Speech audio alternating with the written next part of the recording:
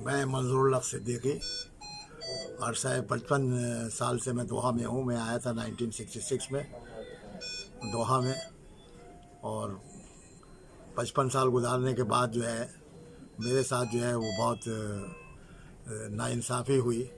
और मैं एक अच्छा मतलब ये कि अली बिन अली में मैंने 31 साल अली बिन अली में नौकरी की as a head of the press department. उसके बाद 1998 में मैंने अपना प्रिंटिंग प्रेस बनाया, डिलाइट प्रिंटिंग प्रेस के नाम से। डिलाइट प्रिंटिंग प्रेस बहुत अच्छा चल रहा था, लेकिन मुझे पाकिस्तान से अपनी मोहब्बत थी। मैं चाहता था कि पाकिस्तान से यहाँ पर सामान आए, पाकिस्तान का नाम जो है वो रोशन हो और लोग पाकिस्तान को मतलब ये कि समझें। तो पाकिस्तान से जो वेजिटेबल वगैरह का काम किया हमने, सब्ज़ी वगैरह मंगाते थे ट्रेडिंग के ऊपर, तो उसकी वजह से जो है अलमीरा का हमारा कॉन्ट्रैक्ट था। अलमीरा को हम सब्ज़ी वगैरह और वेजिटेबल सप्लाई करते थे। बाद में अलमीरा ने उसको जो है वो आउटलेट कर दिया कि भाई वही लोग यहाँ पे ये बेचेंगे, खुद अपना स्टॉल लगाएंगे, खुद ही सब्ज़ी लेंगे, हम उनसे 20% काटेंगे। तो इतना बड़ा इन्वेस्टमेंट हम नहीं कर सकते थे, नतीजे में वो काम बंद हो गया।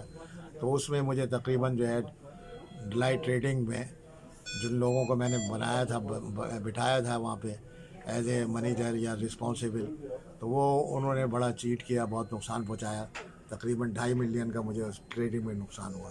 प्रिंटिंग प्रेस मेरा बहुत अच्छा चल रहा था, उससे मैंने उसको बहुत आगे बढ़ाया और उससे का बहुत सपोर्ट किया, डिलाइट ट्रेडिंग को सपोर्ट करता रहा कि एक दिन जो है वो डिलाइट ट्रेडिंग जो है वो एक अच्छे मतलब ये कि उस पर चली जाएगी। लेकिन वो नहीं हो सकी, वो जो आदमी थे वो उसको कुछ नहीं कर सके।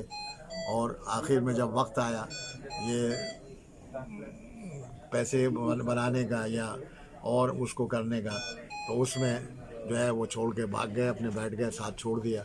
और नतीजे में ये है कि मैंने कुछ चेक इशू किए हुए थे प्रेस की वजह से, तो वो उनकी वजह से मुझे खुद मैं गया, नयाबा में भी गया और वहाँ पे भी गया, उन्हें बिठा लिया दोनों मरतबा। मैं पकड़ा नहीं गया या पुलिस पकड़ के लेके नहीं गई, मैं खुद गया, इतना बदजन हो गया था। और कुछ मेरी उम्र का तकाजा था कि भाई 75 साल का मैं हूँ, तो मैं आए दिन बीमार रहने लगा। नतीजे में ये है कि हर चीज़ हाथ से निकलती चली गई और मैं बहुत बुरी तरह से उसमें जो है वो उसका साजिश का शिकार हो गया। मैं पाकिस्तान चला गया था, लेकिन मेरे जाते के साथ ही मुझे कहा कि आप निकल जाएं, पाकिस्तान चले जाएं। मैं जैसे ही पाकिस्तान गया, वहाँ पहुँचा, दूसरे दिन से मुझे बदनाम कर दिया। मंजूर साहब तो यहाँ पैसा लूट के लोगों से लेके पाकिस्तान चले गए। मंजूर साहब तो 2.5 साल से प्लानिंग कर रहे थे कि भाई ये खतरी को इसको फंसा दो और तुम खुद निकल जाओ। तो बावजूद इसके जब मुझे पता चला कि भाई मुझे चोर कहा जा रहा है, तो मेरे ज़मीर ने ये गवारा नहीं किया कि भाई मुझे लोग चोर समझें, जिसने अच्छी एक ज़िंदगी गुजारी, 55 साल कतर के अंदर बहुत अच्छी ज़िंदगी गुजारी और कितने लोगों को सपोर्ट किया। कभी एक हराम का एक पैसा नहीं खाया, वीज़े कभी वीज़े का पैसा नहीं लिया किसी से, चाहे वो पाकिस्तानी हो, चाहे नेपाली हो, चाहे श्रीलंकन हो। मैंने कभी भी नहीं, हर एक को फ्री वीज़ा दिया। लोगों के, पाकिस्तानियों के घरों तक मेरे वालिद साहब जब हयात थे, तो मैं वो आदमी हूँ जिसने प्रिंटिंग इंडस्ट्री में जितने भी पाकिस्तानी बुलाए सब मेरे थे, उनके घरों को ही मैंने वीज़े घरों को पहुँचाए। अब पहुँचाए तो वो जब आते थे कतर में तो मेरे पैरों में गिर जाते थे कि मंजूर साहब, हमने तो आज तक ऐसा आदमी नहीं देखा, हम तो आप तो फरिश्ता हैं। जब कतर का पानी उनको लगता था और रियाल उनके पास आते थे, तो उसके बाद वो कहते नहीं जी, आपने तो हमारी तो 1500 तनख्वाह होनी चाहिए थी, आपने तो हमें 1200 पे बुला लिया, आपने तो ये किया। अच्छा भाई ये किया। तो उससे फिर मैं इतना बदजन हो गया कि फिर मैंने छोड़ दिया। मैंने कहा कि नहीं, जो है बहुत मतलब ये कि ये सब चीज़ें चलती रही अपने। बहरहाल अल्लाह ने मुझे इतना नवाजा कि मेरी ज़बान जो है उसका शुक्र अदा नहीं कर सकती। मैं कभी सोच भी नहीं सकता था। मेरे वर्कर की ही तनख्वाह जो है वो तकरीबन मंथली 40,000 बनती थी। एक वक्त में ये आया कि 40,000 मैं तनख्वाह दे रहा था, जबकि मेरा अली बिन अली में 1976 से 10,000 का पैकेज था। 10,000 मुझे मिलते थे उस ज़माने में। किसको 76 में किसको मिलते थे 10,000। तो मैंने बहुत बेहतरीन ज़िंदगी गुजारी। मेरी 3 बेटियां हैं, अल्लाह ने बेटा नहीं दिया था, लेकिन 3 बेटियां हैं, तीनों अपनी घरों की हैं, तीनों अपनी जगह पे सेट हैं, सब पाकिस्तान में हैं। मेरी वाइफ की यहीं कतर में ही डेथ हुई, वो यहीं अबू हमोर में दफन है। वो जब तक वो रही तो मेरा बड़ा अच्छा 38 साल का साथ जो है वो ख़त्म हुआ। तो मैंने उसकी एक दूसरी शादी कर ली, उसकी चचाजाद तायाजाद बहन से। वो उसके हस्बैंड की डेथ हो गई थी, तो वो मेरे साथ थे पिछले 8-10 साल से यहाँ पर। तो जब ये क्राइसिस आया तो स्पॉन्सर ने जो है वो पुलिस पे को खुद चलाना शुरू कर दिया, और मुझे जो है वो एक तरह से बेदखल हो गया कि ना उसने घर का किराया देना बंद कर दिया, ना खर्चा देना बंद कर दिया।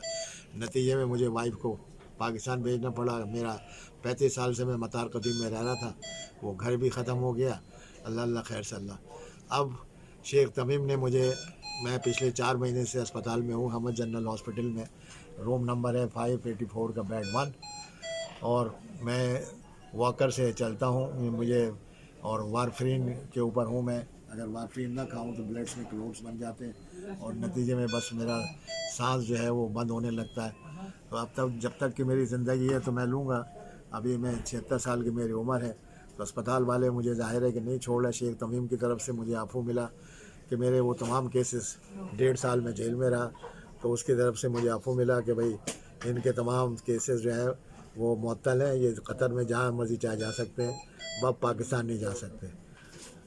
अब नतीजे में यह है कि मैं ये चाहता हूँ कि जो यहाँ के साहिब हैसियत लोग हैं वो मेरी ज़रा सी मदद करें कि जो कुछ मुझे यहाँ पे देना है चेकों के सिलसिले में, कोई तकरीबन 6-7 लाख की कहानी है। अगर उसमें कुछ हो सकता है तो मैंने एक वकील भी किया हुआ है, तो वो उनसे बात करेगा कि भाई इसमें से इतना नहीं इतना करके, ताकि मुझे मिल जाए और मैं आखिरी वक्त अपने बच्चों के साथ गुजार सकूँ।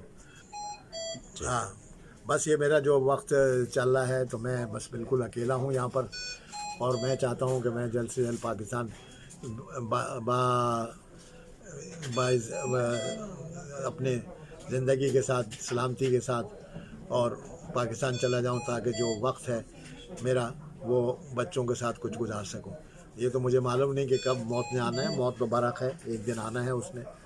तो बस इसमें मैं यही चाहता हूं कि अगर कोई मदद कर सकते हैं, जो यहाँ के साहिब हैसियत लोग हैं, और सब मुझे जानते हैं, तकरीबन सारा दोहा जानता है, तो वो मेरी मदद करें। मेरा रूम नंबर जो है 584 बेड 1, या मुझसे रब्ता करें। शुक्रिया।